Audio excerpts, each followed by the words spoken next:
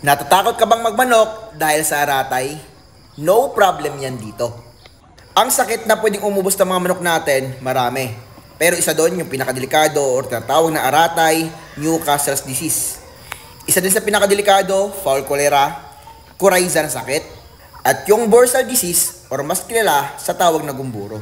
Pero okay na po yung manok kumpara sa iba pang livestock at tulad sa baboy, yung ASF. Napakadelikado at wala pang bakuna dito sa Pilipinas. Kung meron man lang, kakaunti. Dito po kasi sa manok, meron na pong bakuna, yung aratay. Ituturo ko rin sa inyo kung paano gamitin ito. Dahil marami tayong na-harvest sa isang buwan, gumagastos po ako ng 10,000 pesos to 20,000 pesos para po sa mga bakuna. Merong Beyond B1, Lasota, tsaka Gumburo. May Coryza nandito at tsaka Fallpax. Ngayong araw ang nakaschedule yung Gumburo natin na vaccine. Kapag bumili po kayo ng vaccine, may virus po yung hinawakan ko at yung diluent. Dalawang klase din po yung diluent, itong mataba at itong payat. Yung payat na color blue, yun po yung diluent natin na naka-built-in na yung nipple. Yung matabang diluent naman, kailangan mo dapat may free na mixer at free na nipple. Kapag hindi po kayo nabigyan yan, napakahirap po magbakuna. Ngayon naman tutuluan ko kayo kung paano naman imimix to. Yung ginamit ko po pala yung ating diluent na may built-in na nipple, yung payat po. Tatanggalin po natin ngayon yung naka-built-in na nipple. Dahil yung diluent, ilalagay po natin sa lalagyanan ng live virus. Dapat din po yung diluent hanggang dun lang po sa label. Dito din po kasi natin isi-shake yung ating live virus at diluent at lalagyan po natin yan nung kanyang sealed. Kapag tinakpan po kasi natin to, tapos yung diluent natin sobra, yung ating mga live virus po, pwede pong umapaw, sayang po. Yung live virus naman, madali lang po yan ma-dissolve. Yan, shake-shake lang natin. Kapag tapos na po tayong mag-shake, pwede naman natin yung ibalik yung mixing natin sa lalagyanan ng diluent. Dahil nasa diluent natin yung naka-built-in na nipple. Ibalik natin itong nipple at ready na tayo. Meron din po palang ice or yellow yung ating lalagyanan. Tuturuan ko rin kayo kung paano i-apply ito sa mga manok natin or sa mga sisiyo natin. Same lang naman sila. Pero bago yan, hindi po totoo yung mga sabi-sabi ng sinauna na kapag hindi po nabakunahan yung isang manok tapos nagbakuna tayo, mamamatay po yung hindi nabakunahan. Sino ba yung napauso nun? Yan, dito, yung isang patak sa mata, isang patak din sa ilong. Yan, pwede yan. Pwede din magkabila ang mata. Hindi kasi pwedeng dalawang drop sa isang mata. Magiging saturated yung mata ng ating manok at yung second drop naman ay tutulo lang po. Sayang. Na-experience ko rin kapag sa ilong natin nilagay, minsan natutulo lang. Sayang. Kaya mas okay sa akin na tagi-isa-isang drop sa dalawang mata ng ating mga sisiyo or mga malalaking manok na. Ang pagmixing ng Lasota, Beyond B1, halos same lang po sa ating gumburo.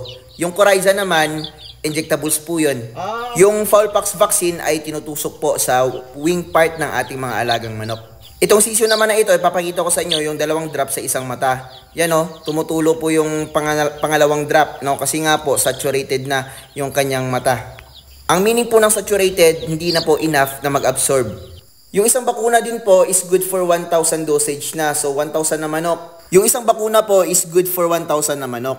Pero mula nung pag-mix natin ng diluent at live virus, dapat 2 hours lang po mauubos na ng pag-drop sa kanilang mata yung ating bakuna. Pagkatapos kasi ng 2 hours, useless na po or para namamatay na po or mawalan ng bisa yung live virus. Ngayon din po, merong umorder sa atin ng Lasota plus IB at i-deliver natin to sa Agrivet natin. Matabang diluent yung binigay ko at merong free mixer and free nipple. At habang binabiyahe yan, syempre dapat may refrigerant gel. Ito yung magsisilbing yellow pero napakatagal pong matunaw. Ganyan na po kasimple and huwag po kayong matakot gumamit nito. Iba po talaga yung sisiw or manok na may bakuna. Hindi tayo matatakot na may mga bisitang pumupunta dito. Kapag meron mang bird flu breakdown sa lugar ninyo, hindi kayo matatakot dahil nga safe na safe itong mga alaga natin dahil vaccinated. At higit sa lahat, babalik-balikan tayo ng mga buyers natin. Dahil alam nila, vaccinated yung mga manok natin, healthy, and sulit na sulit yung pera nila. Maganda ang market kapag maganda din po yung mga manok natin. Lagi nyong tandaan yan.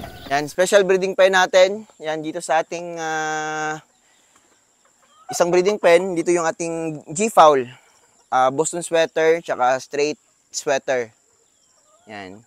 Itong isa, Boston sweater. Ito naman yung straight sweater natin. Yung isa ay hybrid. Yan.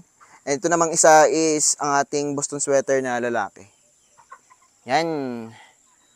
No? So, nakapag-meet na sila kanina. Hindi ko lang alam kung ready na yung mga babae na mangitlog. Pero parang bata pa kasi yung mga babae natin. Kasi pagkuha ko nito, 4 months pa lang. Yan. Dito naman yung ating show type na mga Rhode Island Red.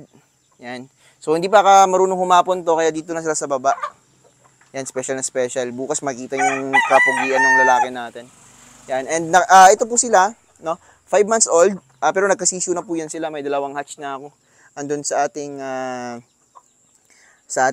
incubator. Yan, naka-hatch na sila. Napakaganda ng mga sisyo nila. No? So, pure show type po yan. Ito naman, sa kabila, syempre dito si Sasuke. Yan, si Sasuke natin, kasama yung kanyang mga 4 na babae. Yan, dito si Dos, si Quattro, at saka 2 PB line. Kita nyo naman kung gaano kaganda itong mga batang to. Mga dalaga. So, virgin na virgin pa itong dalawa. Itong si Quattro, at saka si Dos, hindi na yan virgin. Yan, si Sasuke, din na rin yan virgin. Sobrang gaganda din ng mga sisiyo ni Sasuke dahil yung mga napapalabas ni Sasuke is almost dark kanawa yung lahat. Yan. Yung mga babae, may mga tinago ako sobrang ganda. Yan. No? Kita nyo yan. Incubator natin, ito lang muna yung ating incubator na setup. Mas gusto ko tong ganito na type. Dito lang sa sisiyo ipapaklose natin. Mas mahangin kasi dito, mas fresh, mas maganda yung humidity. Hindi kailangan ng maraming tubig. Dahil nga, meron naman tayong hygrometer para ma-check natin yung humidity. Yan, no? Itong ating Shamo Giants po na yard, no? Ay kung umaga may mga nilalabas ako dito, may mga bakanting kulungan Yan kasi nga yung iba nalipat na natin doon sa ating special breeding pen. Yan, may mga tubig dito pagkainan kasi kung umaga may bababa dito. Yan, so ayusin ko pa to. Nakakapagod talaga maglipat no, pero worth it talaga dahil sobrang ganda din dito. Kita nyo naman yung ating parang facility dito. Yan, so simpleng facility lang to, no? Hindi po malaki yung gas dito. Yan, Sasuke poging-pogi Yan, tsaka yung 4 na chicks. Yan, no, so yung isang plano ko kasi dito, yun nga, ilalagay natin tong ating katulad din ng ganito na setup. Dito magkaharap sila. Tapos dun sa kabila, dun yung ating grower. Medyo malaki pa dun, no, sa kabila. Dun yung grower natin. Lalagyan natin ng grower yon. Kasi nga, kailangan natin ng grower para sa ating mga umorder ng tag 1 month pataas. Yan. Para ma-ship. Hindi kami nasi-ship dito ng mga bata na manok. Yan, kasi nga, kapag bata po kasi, medyo mahirap pong makasurvive sa biyahe. Yan, so simpleng setup lang. Ito, wala pa tong pugad, wala pang sabitan ng pagkain tsaka tubigan nila. Bukas, tatapusin ko to. Yan. Bukas siguro tapos na muna. Dahil nga, para makapagpahinga din tayo. Pugad na lang yung last bukas. Yan. And papaligpitin ko muna to. Tataguin muna yung ating mga extrang gamit. Yan. So, nakakapagod and I'm very happy na napaganda ng natin bagong manukan, no? Kasi nga lang diyan lang sa bahay. Malapit lang din sa kung pang emergency, no? Malapit lang din sa pabilihan ng feeds, may agrivet dito. Maliit na agrivet pero may mga naman sila, may mga gamot kung in case of emergency. Yung agrivet ko kasi dito is bibiyahe ako ng 15 minutes, no? So okay lang, 15 minutes lang naman. Pero medyo yung takbo ko nasa mga 60 to 80 km per hour. Yun yung takbo natin. Yan, para makaabot ng 15 minutes. Kasi kapag pahinahina ka dito, aabot ng 30 minutes yung biyahe. Yan, napakasimple ng setup. Siguro next 2 weeks, papalagay ko ng mga semento to sa baba, yung poste lang nila, para hindi po madaling marupok. Yan. So mga kanitib, abang na naman kayo bukas sa new upload natin. Kagabi, di ako nakapag-upload. Sobrang busy talaga kasi, no? Pero bukas, stop naman yung dito, yung papapaganda ng manukan natin.